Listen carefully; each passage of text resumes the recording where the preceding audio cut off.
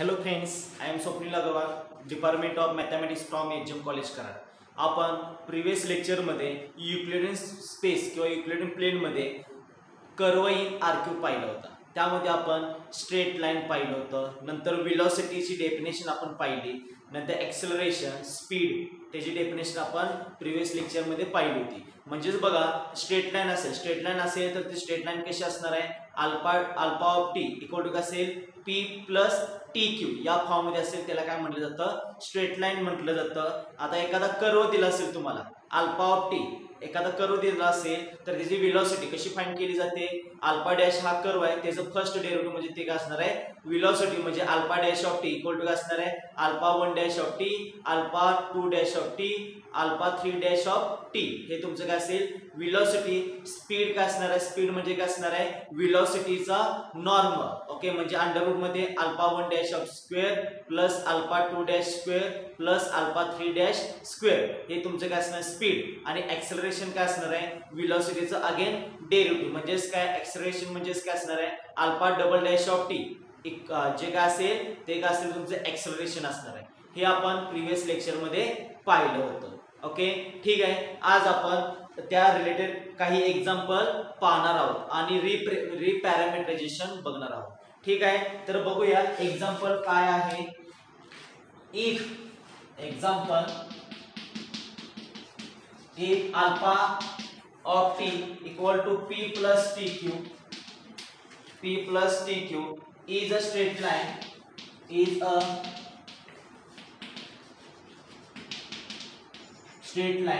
then velocity काय असणार बघा, alpha dash of t equal to Q.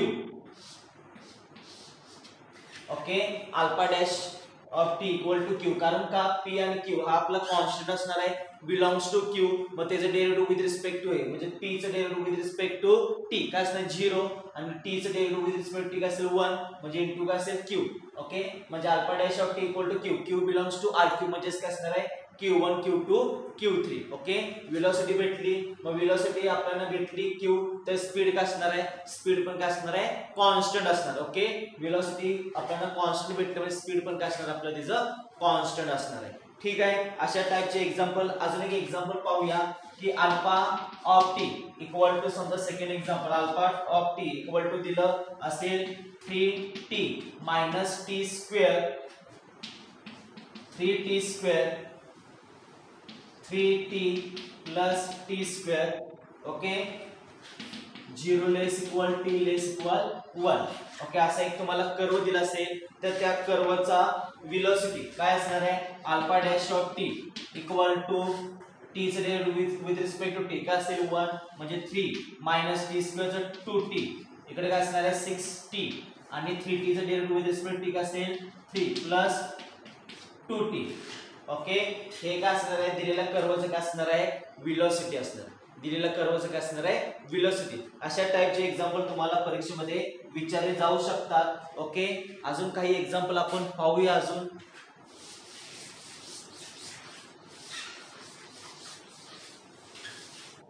Next example बघा, नेक्स्ट एक्झाम्पल काय विचारलं जाईल, फाइंड द curve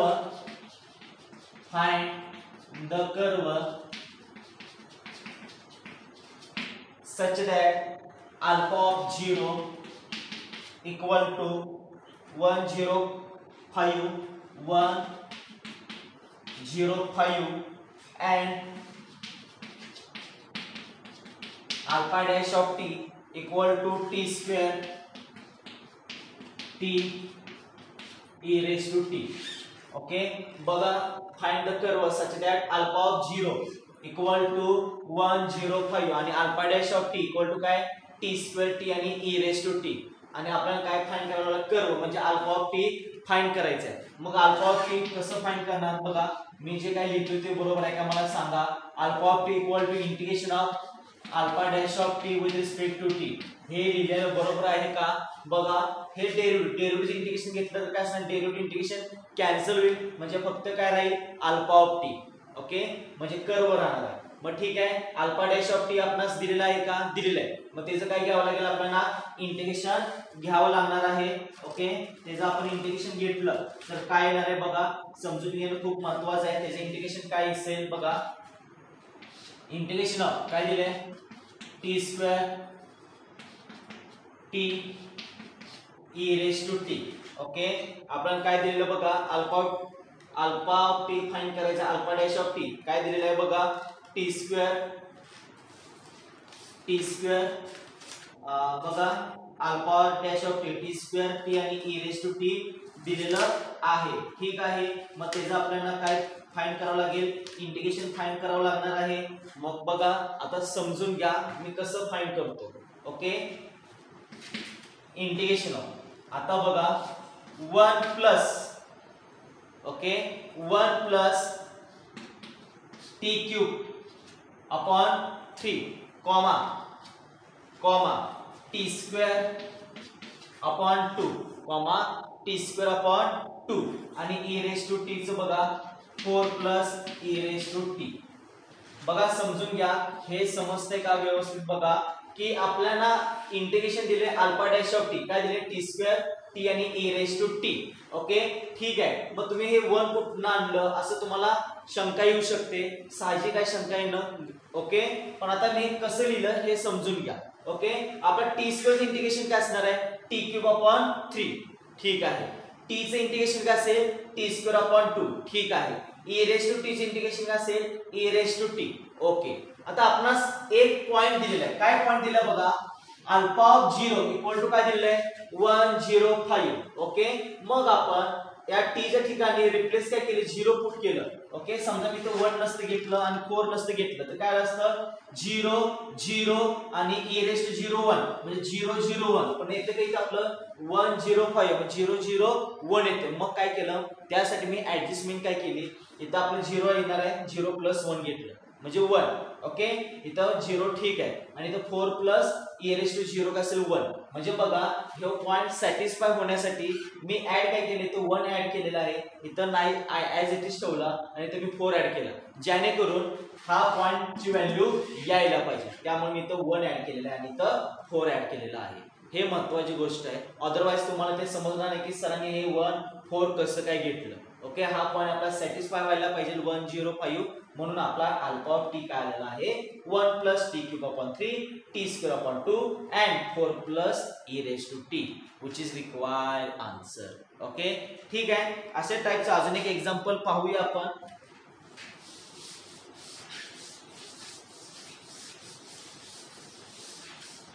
बघा नेक्स्ट एक्झाम्पल काय, find alpha of t if find alpha of t म्हणजे curve such that alpha of 0 equal to काय दिलं बघा 214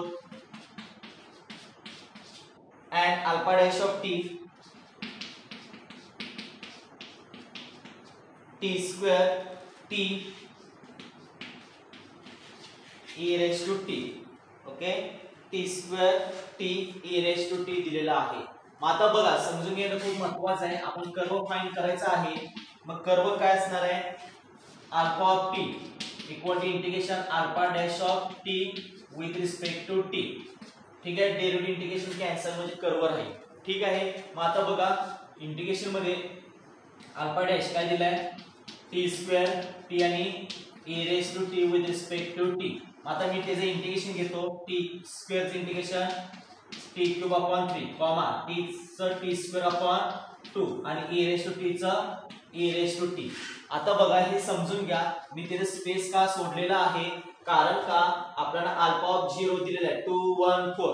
मग टी च्या ठिकाणी इथं 0 रिप्लेस करावं लागेल. मग इथं 0 पुट केलं तर 0 येणार आहे, परंतु इथं 2 आहे म्हणजे इथं मी काय करतो +2 ऍड केलेलं आहे. ओके, नंतर टी च्या ठिकाणी काय पुट करायचं, रिप्लेस करायचं 0, मग 0 अपॉन 2 0, पण इथं काय 1 आहे म्हणून इथं मी 1 ऍड केलेलं आहे 1 प्लस. आणि इथं बघा ई रेस टू 0 काय असणार आहे 1 असणार आहे, परंतु इथं काय 4 आहे म्हणून मी काय त्यात 1 प्लस 3 किती येणार आहे 4, म्हणून मी तिथं प्लस काय ऍड केलेलं 3 प्लस ऍड केलेलं आहे. ओके, ठीक आहे, अशा पद्धतीने आपल्याला काय मिळालं आहे, कर्व मिळालेला आहे. ठीक आहे, आता अशा टाइपचे एक्झाम्पल तुम्हाला परीक्षेमध्ये ऑब्जेक्टिव्ह मध्ये विचारले जाऊ शकतात. आता आपण नेक्स्ट पॉइंट बघणार आहोत रिपॅरामेट्रायझेशन. ओके, रिपॅरामेट्रायझेशनचा मीनिंग ऍक्च्युअली कसं असतं, कॉम्पोजिट. आपण कसं कॉम्पोजिट घेतो त्या पद्धतीने ते काय असेल, रिपॅरामेट्रायझेशन असणार आहे. बघूया आता.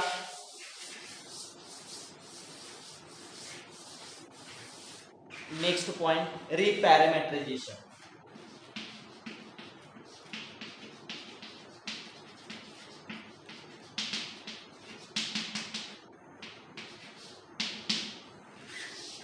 रिपॅरामेट्रायझेशन.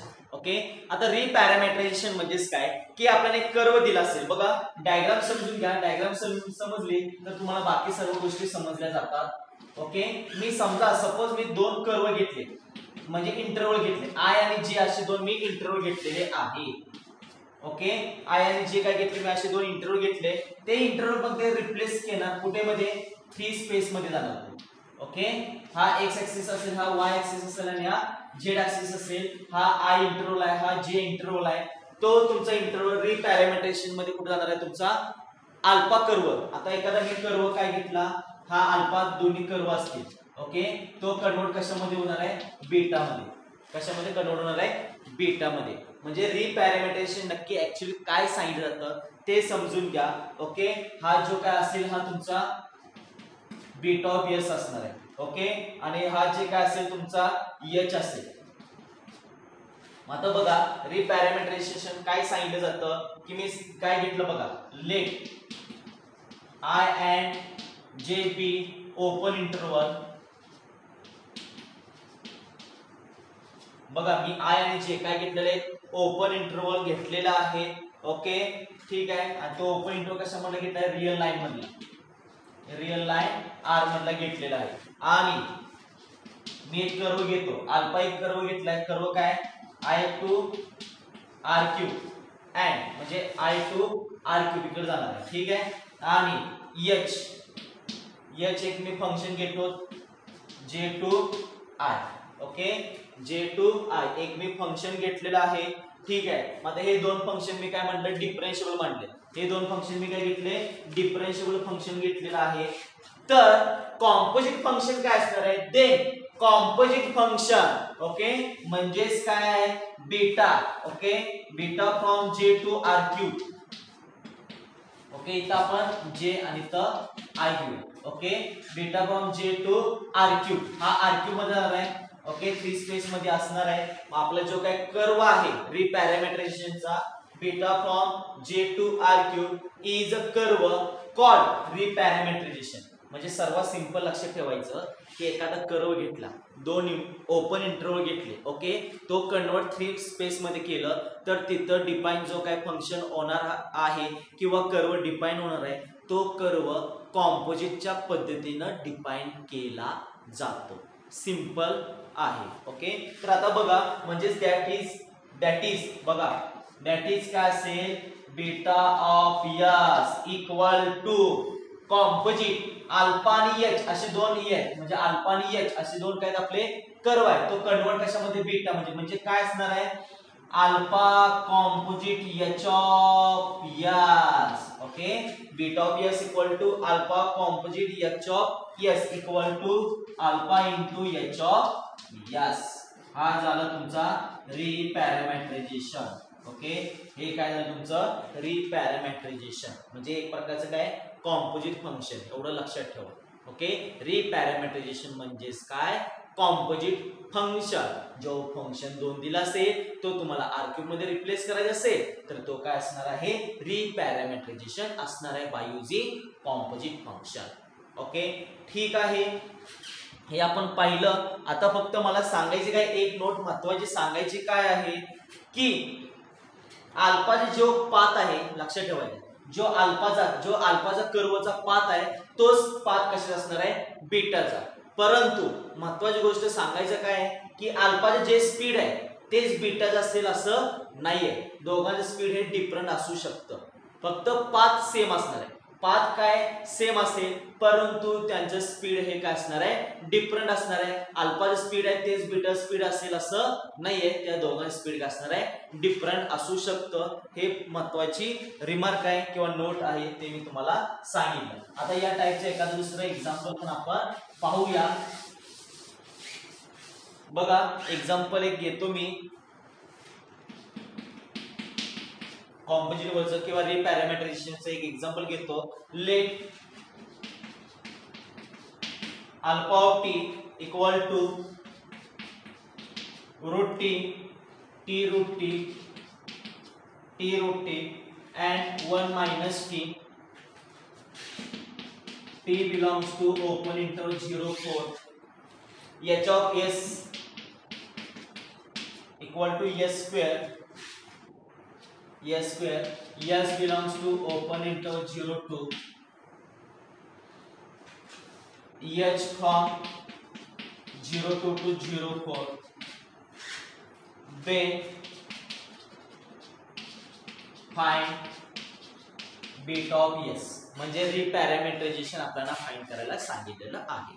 बघा सिंपल डेफिनेशन आपल्याला माहिती आहे. वी नो दॅट आपल्याला काय माहिती आहे. We know that beta of s equal to alpha composite h of s म्हणजेच काय alpha of h of s okay equal to alpha of h of s किती दिलेला आहे एस स्क्वेअर दिलेला आहे. ओके ठीक आहे. मग एस स्क्वेअर ला आपण काय मानायचं टी मानायचं. एस स्क्वेअर ला काय मानायचं टी माना. अल्फा ऑफ टी दिलेला आहे का दिलेला आहे. मग टी च्या ठिकाणी रिप्लेस काय करणार तुम्ही एस स्क्वेअर रिप्लेस करणार म्हणजे रूट मध्ये एस स्क्वेअर नंतर s into root s square आणि इकडे काय असणार आहे 1 minus s square. Okay root आणि स्क्वेअर रूट काय होणार आहे कॅन्सल काय राहील एस नंतर परत इथं स्क्वेअर आणि स्क्वेअर रूट काय होणार आहे कॅन्सल होईल. ओके म्हणजे राहणार काय s s into s s square येईल. ओके आणि 1 minus s square as it is right. Okay which is required answer. T च्या ठिकाणी मी रिप्लेस काय केलं फक्त एस स्क्वेअर रिप्लेस केलेला आहे कारण या पूर्णला टी मानलं आणि अल्फा ऑफ टी दिलेला आहे त्यामध्ये मी व्हॅल्यू पुट केला आणि विच इज रिक्वायर्ड आन्सर. हे काय असेल तुमचं रिपॅरामीटरायझेशन असणार आहे. ठीक आहे. अशा पद्धतीने आपण ते रिपॅरामीटरायझेशन फाइंड करू शकतो. ठीक आहे. आता मी एक रिपॅरामीटरायझेशनचा एक थेरम बघणार आहे. ओनली स्टेटमेंट आहे थेरमचं ओनली स्टेटमेंट आहे ते आपण पाहणार आहोत.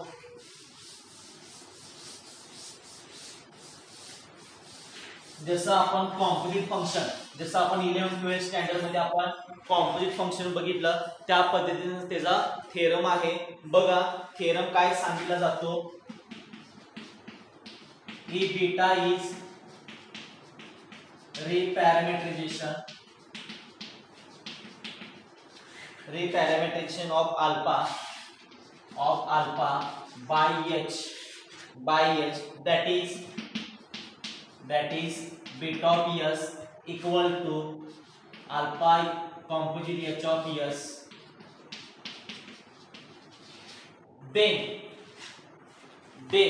beta dash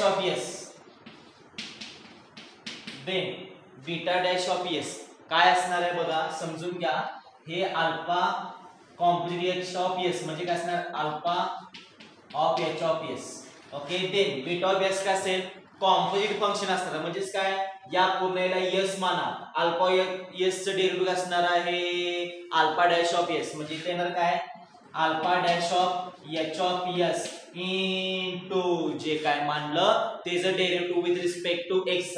h of s ला आपण s मानला होता त्याचं derivative with respect to s काय असणार आहे h डॅश ऑफ s काय असणार आहे h dash of s. Okay हा एक थेरम आहे तुम्हाला कुठेतरी ऑब्जेक्टिव्ह साठी विचारला जाऊ शकतो त्यामुळे काय असेल समजून घ्या. हे काय तुम्हाला 11-12 स्टँडर्ड मध्ये झालेलं आहे तेच घेतलेलं आहे की beta of s equal to alpha composite h of s that is alpha of h of s. Okay त्याचं डेरिव्हेटिव्ह काय असणार आहे बीटा डॅश ऑफ s या पूर्णला काय मानायचं s मानलं अल्फा s चं डेरिव्हेटिव्ह असेल alpha dash of h of s into जे काय मानलं त्याचं derivative with respect to x काय असणार आहे h डॅश ऑफ s किंवा हे तुम्ही असे लिहू शकता alpha dash of h of s into d by ds of h of s. हे असंही असू शकतं त्यामुळे ते व्यवस्थित बघा. ठीक आहे. अशा पद्धतीने आपण रिपॅरामीटरायझेशनचा थेरमचं स्टेटमेंट पाहिलं आहे विदाउट प्रूफ आहे त्यामुळे हे काय तुम्हाला प्रूफ वगैरे काय विचारलं जाणार नाहीये. ठीक आहे. आता आपण नेक्स्ट डेफिनेशन पाहणार आहोत पिरियोडिक कर्व. ओके आपण नेक्स्ट डेफिनेशन पाहणार आहोत पिरियडिक कर्व.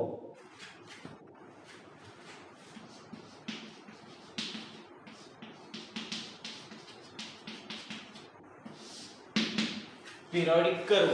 आता पिरियडिक कर्व ऍक्च्युअली काय असतं? ओके, पिरियडिक कर्व माहित असणं खूप गरजेचं आहे. पिरियडिक कर्वची डेफिनेशन काय? द कर्व, बघा, द कर्व अल्फा, बघा, the curve alpha is periodic, is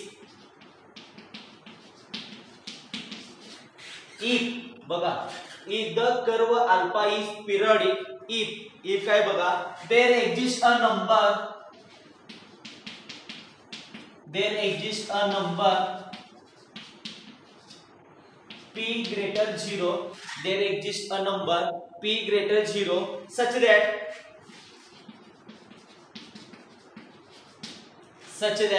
alpha of p plus t equal to alpha of t. बघा, alpha of p plus t equal to alpha of t आणि p ला काय म्हणणार? Period म्हणणार. Okay, त्या कर्वचा P हा काय असणार? तुमचा पिरियड असणार आहे. ओके, डेफिनेशन बघा काय सांगितलं मी. द कर्व अल्फा याला पिरियडिक केव्हा म्हटलं जातं? ज्यावेळेस देयर एक्झिस्ट असा एक पॉइंट पॉझिटिव्ह म्हणजे p greater 0 such that alpha dash alpha of t equal to alpha of p plus t. म्हणजे हे इक्वल टू हे असेल तर p आपला काय असणार? त्या कर्वचा काय असणार आहे? पिरियड असणार आहे. ओके, खूप एक्झाम्पल आपण 12th स्टँडर्ड मध्ये पाहिले असतील. ओके, आता इथे एक मी एक्झाम्पल घेतो, बघा त्याचा पिरियड काय येतो. फॉर एक्झाम्पल बघा, मी एक एक्झाम्पल घेतो की if alpha of t equal to, बघा, alpha of t equal to a cos t, a sine t and 0. एक कर्व दिला. आता या कर्वचा आपल्याला पिरियड फाइंड करायचा आहे. तर बघा पिरियड काय येणार आहे? Alpha of t equal to a cos of 2 pi plus T. मला सांगा कॉस 2 पाय प्लस थीटा का असतो? All angles 2 pi plus theta का असतो? कॉस थीटा असतो. म्हणजे ए कॉस 2 पाय प्लस टी लिहू शकतो आपण. तसं ए मी साइन 2 पाय प्लस टी लिहू शकतो का? Yes or no? लिहू शकतो. आपल्याला माहिती आहे all angles cos 2 pi plus theta cos theta. तसंच sign 2 pi plus theta sine theta. मग या साइन टी च्या ऐवजी मी साइन 2 पाय प्लस टी लिहू शकतो का? लिहू शकतो. आणि 0 ॲज इट इज. ओके, मग हा जे काय alpha of t equal to हे टी आहे, इथं टी आहे, इथे 0 त्यावेळेस अल्फा ऑफ टी. मग इथं टी जागी काय 2 पाय प्लस टी, इथं पण 2 पाय प्लस 0. म्हणजे हा काय आला? Alpha of 2 pi plus t, 2 pi plus t. बघा definition alpha of p plus t equal alpha of t. इथं तसं झालं alpha of 2 pi plus alpha equal to alpha नाही इथं t. Okay, alpha of 2 pi plus t equal to alpha of t. म्हणजे हे काय असणार आहे? पिरियडिक असणार आहे का? दिलेला कर्व पिरियडिक असणार आहे का? असणार आहे. Okay, therefore alpha is periodic curve with period 2 पाय. ओके, दिलेला कर्व हा काय असणार आहे? आपला पिरियडिक असणार आहे आणि विथ पिरियड काय असणार आहे? 2 पाय. ओके, पिरियड काय असणार आपला? 2 पाय हा काय असणार आहे? पिरियड असणार. ह्यालाच काय म्हटलं जाणार आहे? पिरियडिक कर्व म्हटलं जाणार आहे. ठीक आहे, आता आपण नेक्स्ट डेफिनेशन पाहणार आहोत रेग्युलर कर्व. बघा नेट सेटच्या दृष्टिकोनानं रेग्युलर कर्व खूप वेळा विचारला जातो. डीजी मधला आहे पॉइंट आणि डायरेक्शनल डेरिव्हेटिव्ह, त्यामधला एखादा पॉइंट खूप महत्वाचा आहे, परीक्षेमध्ये विचारला जाऊ शकतो की आपल्याला एखादा कर्व दिला असेल तर तो कर्व रेग्युलर कर्व आहे का नाही ते आपल्याला फाइंड करायला होतात. ओके, त्यामुळे महत्वाचा पॉइंट आहे. नेक्स्ट बघा regular curve.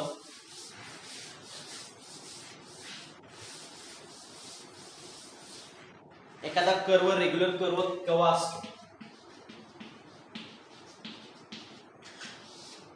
Regular curve. Okay, बघा अ कर्व अल्फा.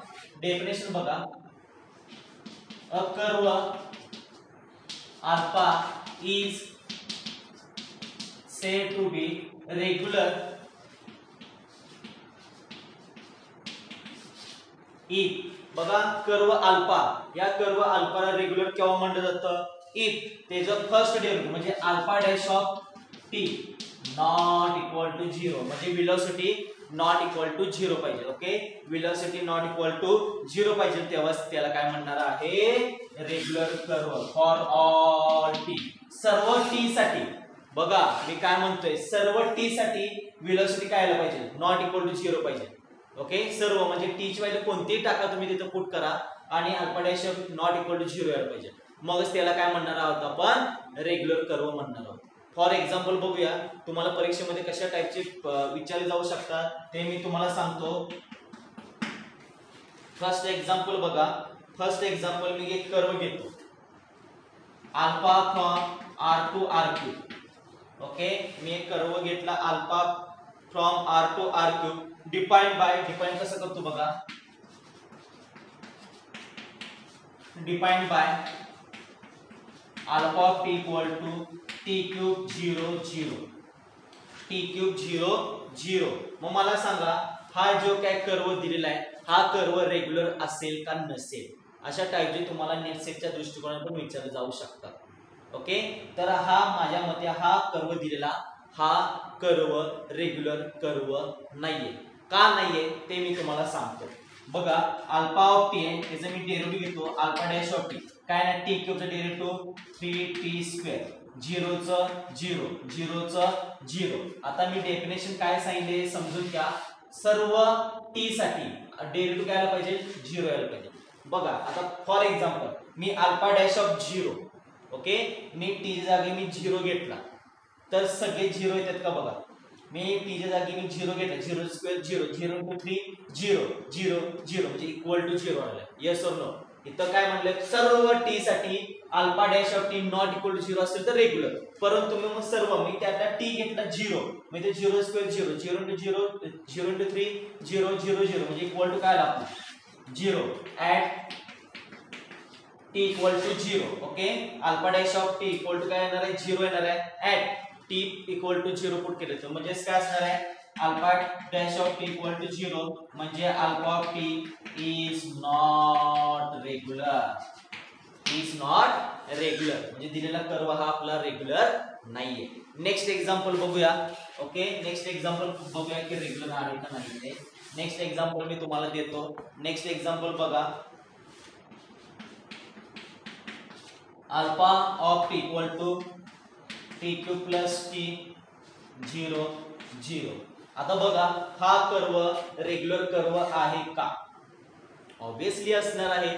बघा चेक करूया आपण. Alpha dash of t equal to t क्यूबचं डेरिव्हेटिव्ह 3t स्क्वेअर, टी चं डेरिव्हेटिव्ह 1, नंतर हा 0, याचं डेरिव्हेटिव्ह 0. आता बघा बाळांनो, तुम्ही समजा टी इक्वल टू 0 घ्या, कोणतीही व्हॅल्यू घ्या तुमचं 0 0 0 येणार नाही.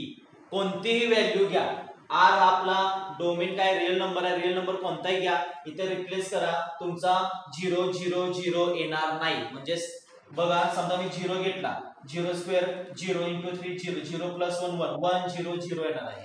ओके, म्हणजे तुमचा नॉट इक्वल टू 0 येणार आहे. इथं 0 आला असतं तर इक्वल टू 0, परंतु इथं 1 येणार, 1 0 0 म्हणजे नॉट इक्वल टू 0 असणार. ओके, त्यामुळे दिलेला कर्व हा आपला असणार काय, अल्फा इज रेग्युलर असणार. अल्फा इज काय असणार आहे, रेग्युलर कर्व असणार आहे. यालाच काय म्हटलं जातं, रेग्युलर कर्वची डेफिनेशन खूप महत्वाची आहे. ओके, ठीक आहे. मी अजून एक एक्झाम्पल देतो. ओके, अजून एक एक्झाम्पल देतो तुम्हाला. बघूया next example. Alpha of theta equal to cos theta, 1 minus cos theta minus sine theta, minus sine theta. बघूया आता याचं डेरिव्हेटिव्ह घ्या. Alpha dash of theta equal to cos थीटाचं डेरिव्हेटिव्ह मायनस साइन थीटा, 1 चं derivative 0, minus कॉसचं plus sine theta आणि minus cos theta आणि minus sine थीटाचं मायनस कॉस थीटा. हे झालं डेरिव्हेटिव्ह. हे झालं काय, डेरिव्हेटिव्ह. मग मला सांगा इथं तुम्ही समजा सपोज 0 पुट घेतलं, साइन मायनस साइन 0, सांगा मला रे काय असणार आहे. समजा alpha dash of 0. Okay, sine 0 काय असतो, 1 असतो का 0 असतो सांगा. साइन 0 0 असतो म्हणजे 0 येणार आहे. इकडं साइन 0 0 कॉस 0 1 म्हणजे -1 येईल आणि तिकडं -1 येईल कॉस 0 1 असतो त्यामुळे -1 म्हणजे नॉट इक्वल टू काय येतोय 0 येतोय म्हणजे दिलेला कर्व काय असणार आहे रेग्युलर कर्व असणार दिलेला कर्व हा तुमचा काय असणार आहे रेग्युलर कर्व असणार आहे ओके ठीक आहे मी 0 पुट केलं तर तुमचं 0 आलाय का सगळं नाही आहे त्यामुळे हा असेल रेग्युलर कर्व असे काही एक्झाम्पल मी तुम्हाला होमवर्कला पण देईन ओके ते तुम्ही सॉल्व करा ठीक आहे next example okay next example बघूया आपण जे काही आर्टिकल बघितले त्याचे एक्झाम्पल आहेत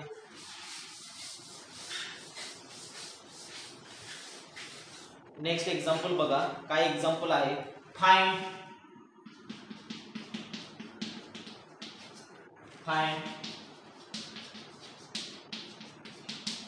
the velocity of vector of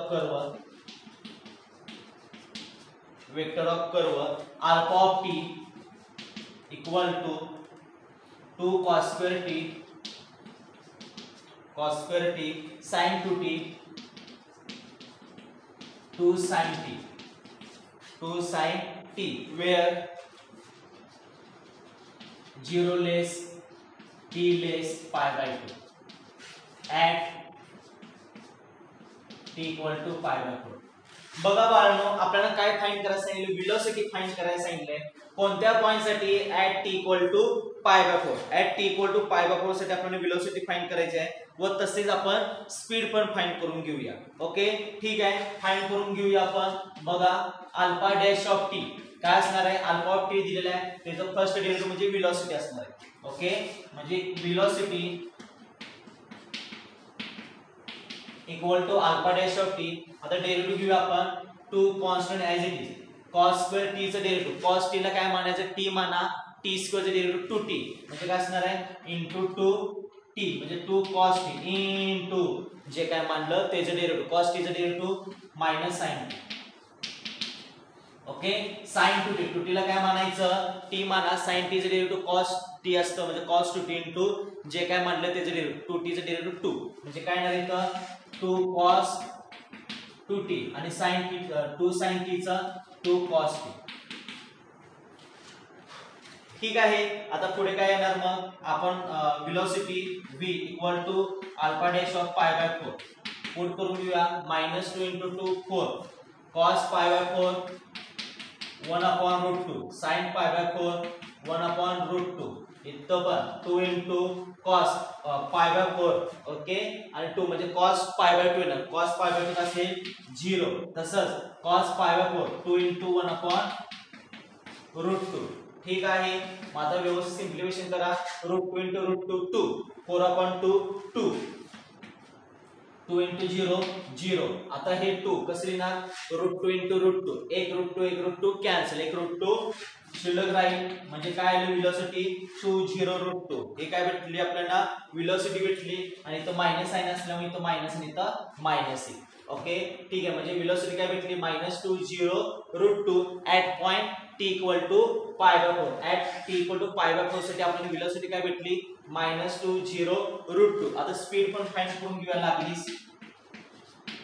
speed equal to norm of alpha dash of t मग काय असणार अंडर रूट मध्ये -2 चा स्क्वेअर प्लस 0 चा स्क्वेअर प्लस √2 चा स्क्वेअर ओके म्हणजे आन्सर काय मिळेल -2 चा स्क्वेअर 4 प्लस 0 प्लस √2 चा स्क्वेअर 2 म्हणजे काय √6 ओके √6 हे आपल्याला काय भेटलं स्पीड भेटलं युनिट ओके √6 युनिट हे आपल्याला काय भेटलं त्या कर्वचं स्पीड भेटलेलं आहे व्हिच इज रिक्वायर्ड आन्सर अशा पद्धतीने तुम्ही एक्झाम्पल सॉल्व करू शकता अजून एक एक्झाम्पल पाहूया आपण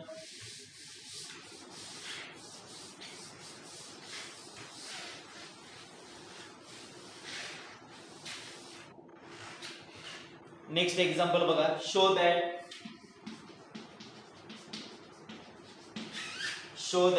alpha of t equal to t comma 1 plus t square comma t beta of t sin t cos t t and gamma of t hyperbolic sin hyperbolic cos comma t have the same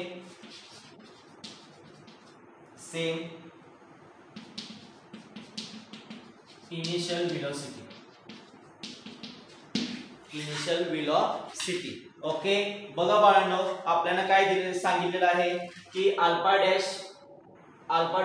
beta dash आणि gamma dash हे अगोदर find करावं लागेल आणि speed सगळ्या तिघांचं same येते का नाही ते दाखवायला सांगितले. शो दॅट म्हणजे ते येणारच आहे, परंतु आपण ते पाहूया येते का नाही ते. ओके, आणि इनिशियल वेलोसिटी म्हणजे टी काय येणार आहे, इनिशियल टी काय असणार आहे, 0 असणार आहे. टी काय असणार आहे, 0.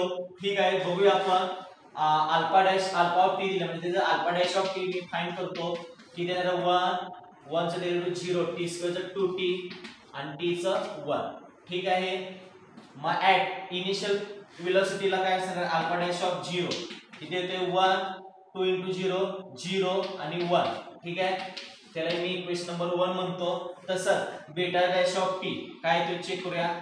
Beta dash of t sin t चं डेरिव्हेटिव्ह cos t, cos चं मायनस टी आणि टी चं 1. ठीक आहे, मग त्याचं इनिशियलला काय असेल, beta dash of 0 equal to cos 0 असतो 1, sin 0 0 आणि हे 1 ऍज इट इज. त्याला इक्वेशन नंबर 2 म्हणतो. आणि तसंच beta dash gamma dash of T पण फाइंड करून घेतो. ओके, बीटा काय असेल, हायपरबोलिक साइन चे डेरिव्हेटिव्ह काय असेल, हायपरबोलिक कॉस. हायपरबोलिक कॉस चे डेरिव्हेटिव्ह काय असतं, हायपरबोलिक साइन मायनस नसतं. ओके, हायपरबोलिक साइन टी चं 1 आणि तिथं इनिशियल वेलोसिटी म्हणजे t इक्वल टू 0 रिप्लेस करा. Gamma of 0 equal to cos 0 काय असेल, हायपरबोलिक cos 0 काय असतो, 1 असतो. हायपरबोलिक sin 0 0 आणि हे 1. त्याला इक्वेशन नंबर 3 म्हणा. इक्वेशन 1, इक्वेशन 2, इक्वेशन 3 सेम येतात का व्हॅल्यू, सेम व्हॅल्यू येतात म्हणजे आपलं प्रूफ झालं same initial velocity. Okay, which is required proof. Okay, किंवा विच इज रिक्वायर्ड सोल्युशन. ठीक आहे, अशा पद्धतीने आपण ते दाखवलेलं आहे, स्पीड वगैरे सेम. ठीक आहे, आता नेक्स्ट एक्झाम्पल पाहूया. नेक्स्ट एक्झाम्पल बघा, जे काय आपण पॉइंट घेतलेले आहेत, आर्टिकल घेतलेले आहेत, त्याच्यास मी काय घेत आहे, एक्झाम्पल फाइंड करत आहे. ठीक आहे, नेक्स्ट एक्झाम्पल पाहूया आपण.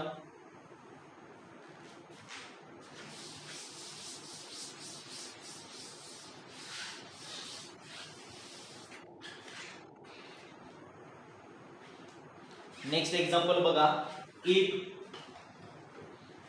Alpha of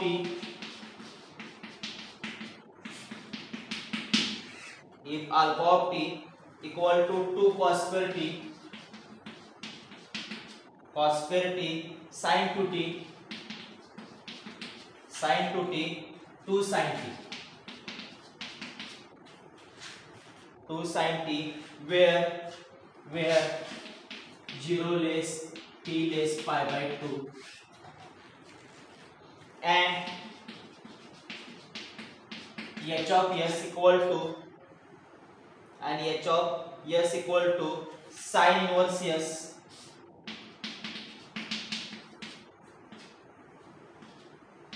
sin inverse s 0 less s less 1. Find reparametrization. Find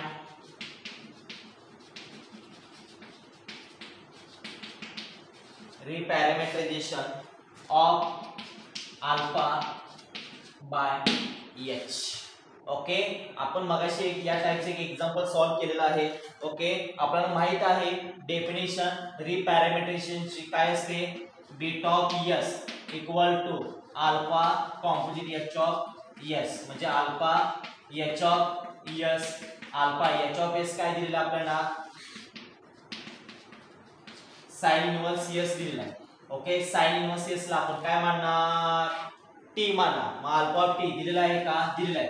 2 cos inverse काय असेल sin इनवर्स s नंतर sine of 2 into sine inverse s आणि 2 sine of sine inverse yes.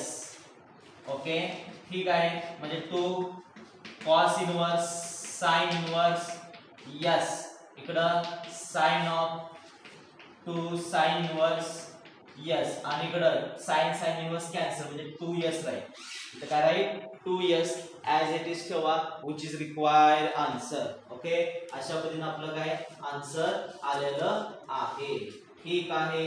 अशा पद्धतीने आपण ते एक्झाम्पल सोडवू शकतो. ठीक आहे. नेक्स्ट एक्झाम्पल पाहूया आता. नेक्स्ट एक्झाम्पल नेट सेटच्या दृष्टिकोनाने महत्त्वाचं एक्झाम्पल आहे नेक्स्ट, ते पण आपण सॉल्व्ह करूया.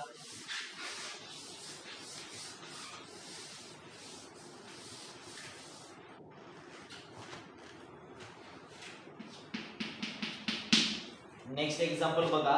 If f equal to x square minus y square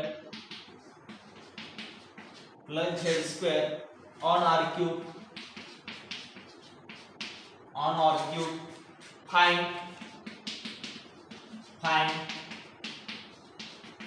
directional derivative of function f on each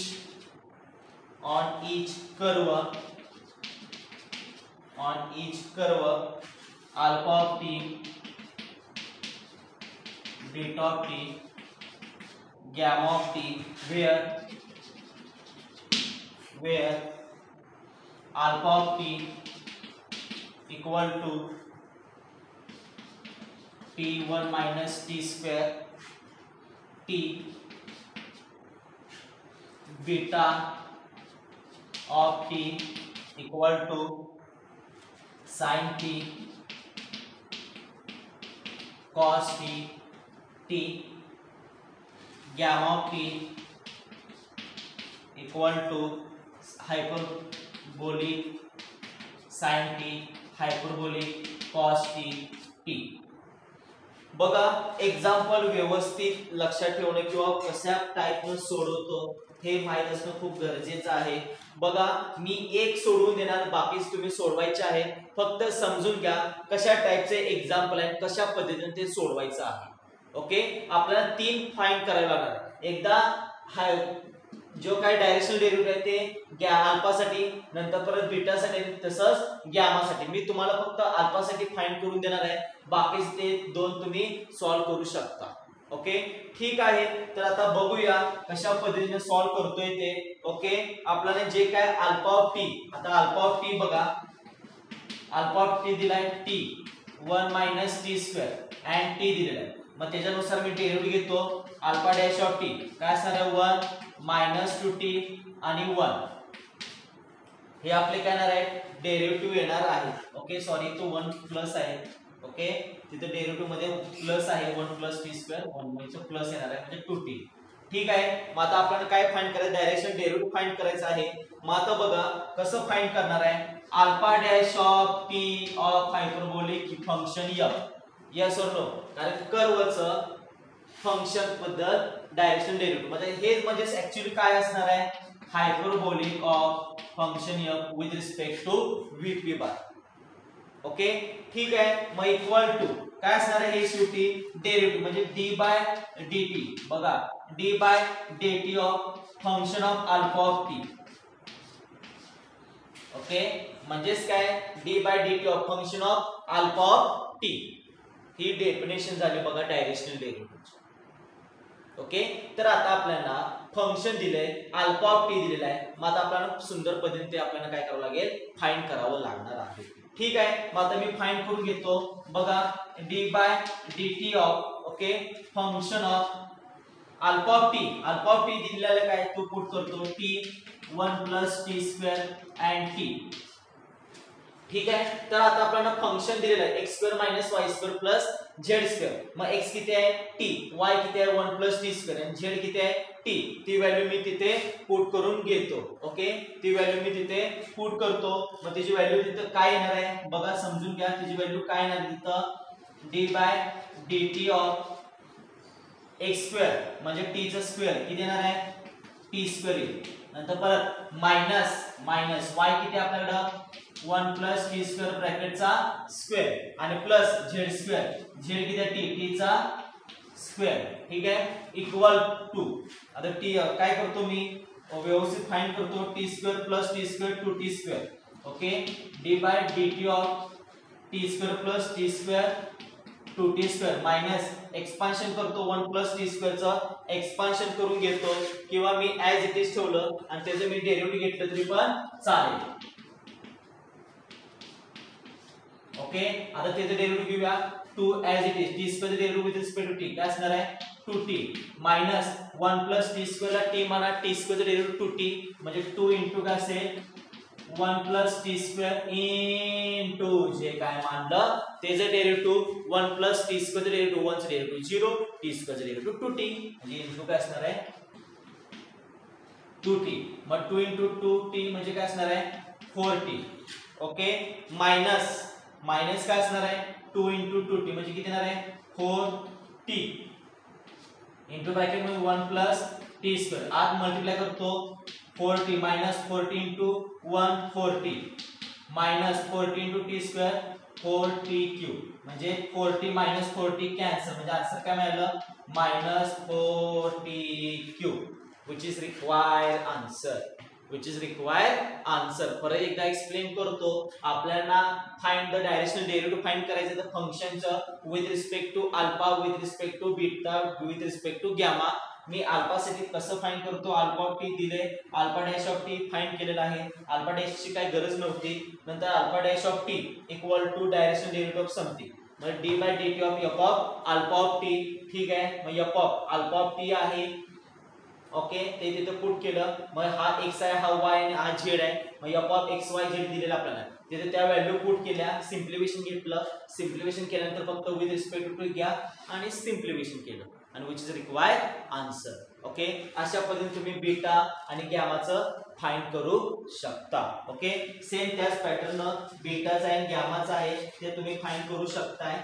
ठीक आहे, अशा पद्धतीचे एक्झाम्पल तुम्हाला सॉल्व्ह करता यायला पाहिजे. ओके, ठीक आहे, इथे आपण थांबूया. नेक्स्ट लेक्चरला algebraic properties of vectors. Okay, त्यामध्ये क्रॉस प्रोडक्ट अल्जेब्राइक वेक्टर्स असते ते त्यांची ऍडिशन सबट्रॅक्शन स्केलर कशा पद्धतीने घेतले जातात ते आपण नेक्स्ट लेक्चरला पाहणार आहोत. ओके, ठीक आहे, इथे आपण थांबूया. Thank you so much.